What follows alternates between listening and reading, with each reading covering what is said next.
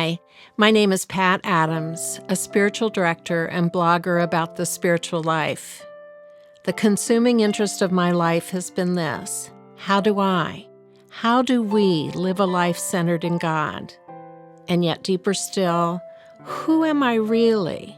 What is my purpose? How do I connect deeply with God? These are the questions I will address in this video series.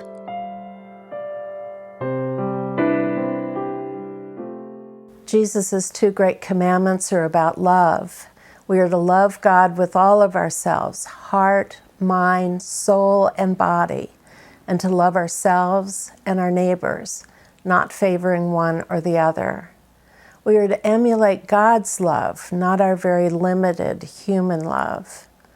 God's love embraces us as we are, is patient with us, awaits our turning towards Him, forgives our transgressions, gives us our inborn capacity for listening to the still, small voice within us, installed in us at our creation a soul whose job is to draw us to the agenda for our lives, invites us to live life fully through living out our purpose, meets all our needs and hopes that we will allow ourselves to be drawn into the service of His kingdom on this earth and beyond.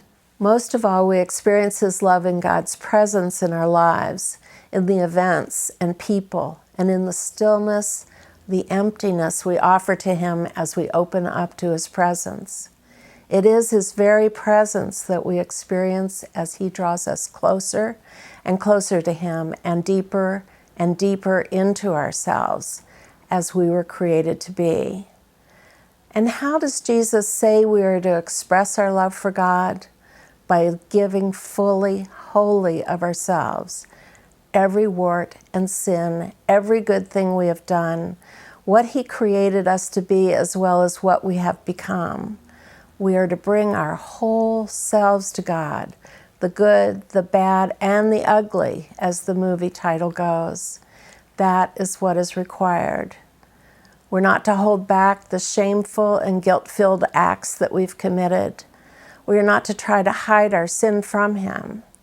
We are not to hold back the horrible things that have happened to us, abuse and degradation. We are to come to God empty of all artifice, giving Him our whole selves, not hiding anything from His sight. He who knows everything already knows what we've said and done. He is not saying to us, try to get away with who you really are with me. He is saying, come to me in all your glory and in your shame. Come to me as a whole person. That's the only way I can work with you. If you're hiding yourself from me, what is there for me to work with?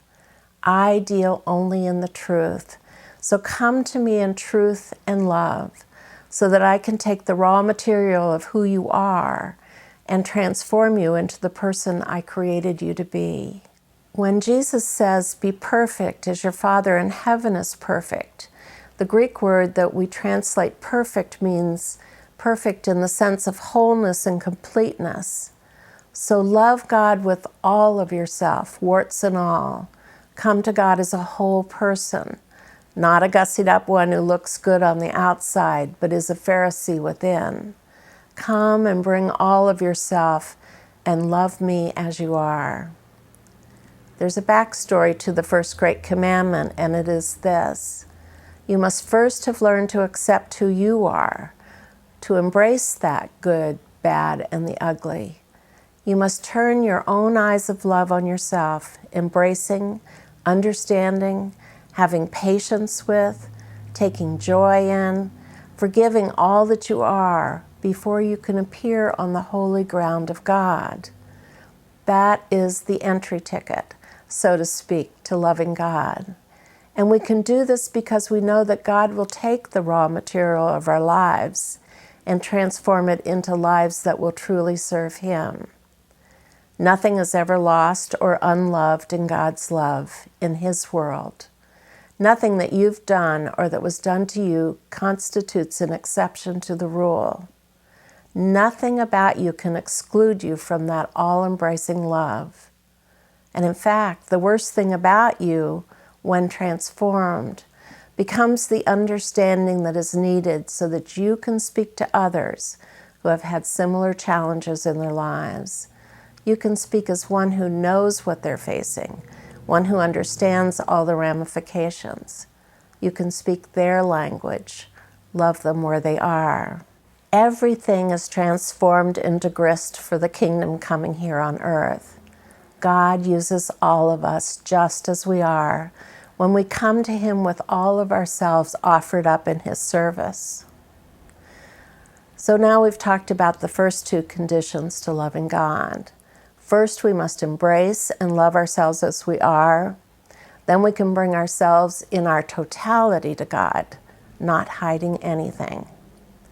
The second great commandment is to love your neighbor as you love yourself. And it does follow on the first. First loving yourself and then offering yourself up to God. Now we are commanded to love your neighbor as you love yourself.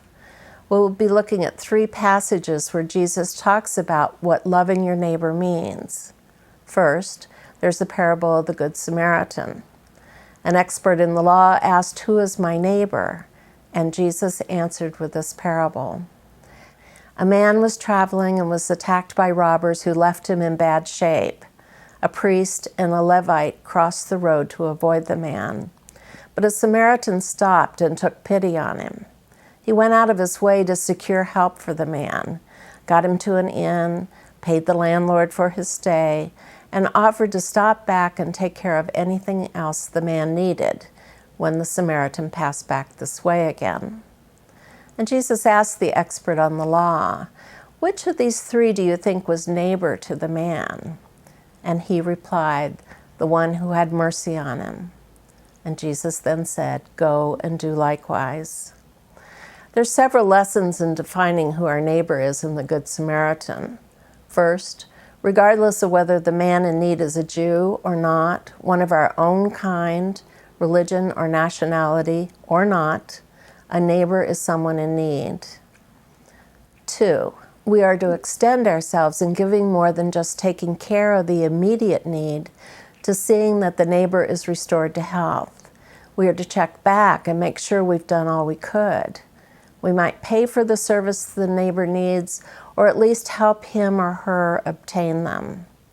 3, we have no excuse for ignoring the needs of another, and by extension, these needs are not just medical needs, but for housing, for food, and whatever else, probably spiritual needs the person has. We are to take care of the whole person.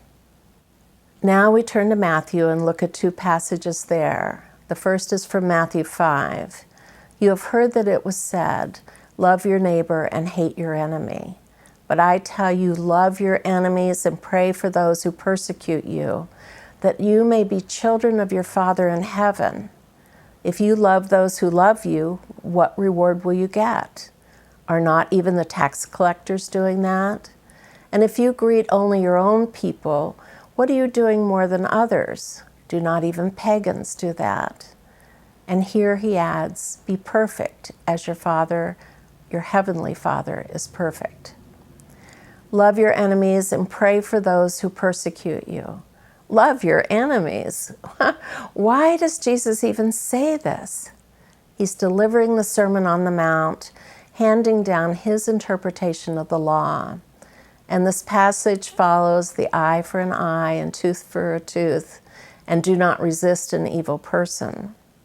Jesus is greatly expanding the common interpretations of the law to just serve one Jew or another, to include the evil persons and enemies, the Romans, the Samaritans, and all the other enemies and outcasts of the Jewish state of the time.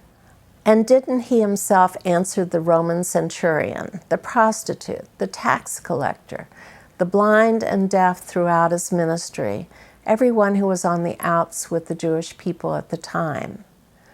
He answered them with the same attention and love that he offered to his own people. So Jesus is calling us to do the same.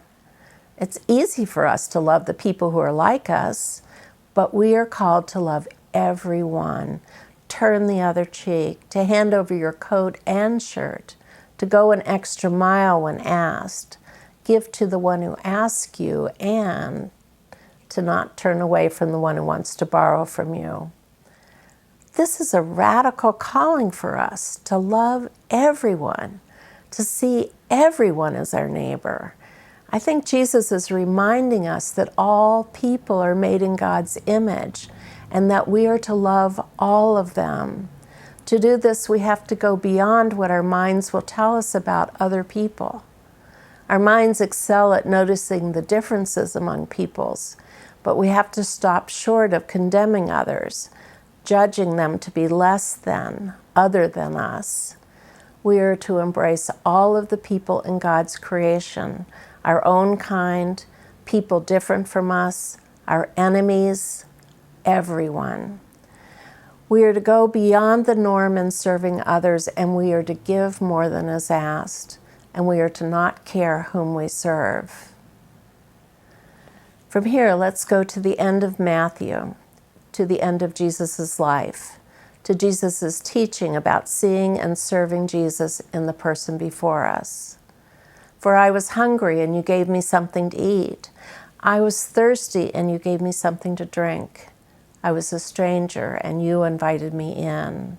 I needed clothes, and you clothed me. I was sick, and you looked after me. I was in prison, and you came to visit me. In this passage, Matthew repeats this litany 4 times for emphasis. First, Jesus said this. Then the righteous asked him, "When did we do this?" And he replies, "Truly I tell you, whatever you did for one of the least of these brothers and sisters of mine, you did for me." And then he turns to the unrighteous and sends them away, saying that they didn't take care of him and the hungry person, the thirsty, the stranger, the unclothed, the sick, and in prison. You did not look after me. And the unrighteous asks, "When did we see you in all these states and not help you?"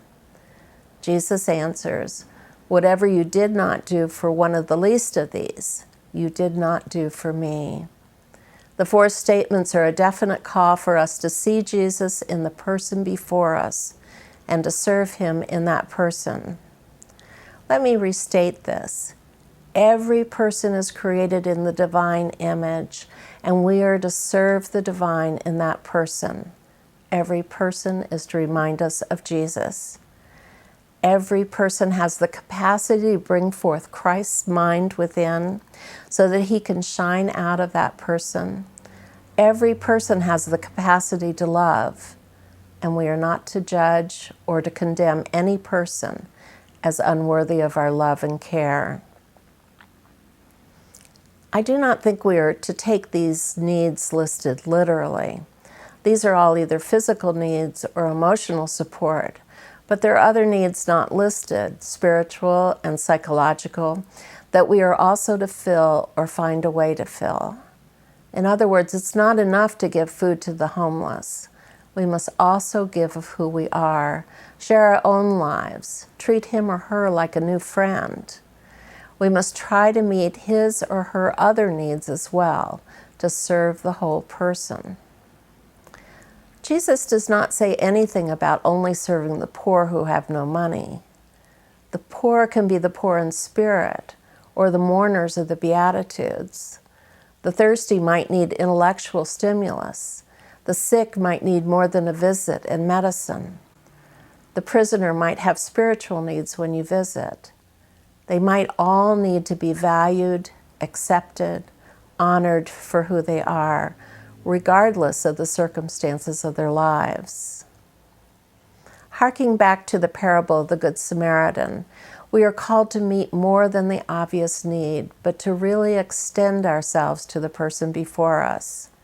And here we find echoes of the first great commandment, to love God with all of ourselves. We are to love this neighbor, person, enemy with all of ourselves, to bring our whole selves to the person, to be fully present to him or her. We are to offer the fruit of the Spirit to the other person, to love, to take joy in, to have patience with, to be gentle and good and kind to to be faithful to, and to exercise self-control. This is what loving a neighbor is all about. It's not about holding the other person at arm's length. It's not about wishing you were doing something else while you're serving others. It's not about feeling anxious about the future or thinking about the past. It is about being fully present to the other, bringing our whole selves in love to them. It's about sharing who we are and what challenges us as well. It's definitely not about being above the person we're helping. It's about true humility, where we are totally equal to every other human being on this planet, and serving from that humility. Jesus in these 2 commandments is calling on the best in each of us to be extended to the best in each of our neighbors. This is love, divine love, which flows out to everyone equally. Amen. Thank you for watching. I look forward to hearing from you soon.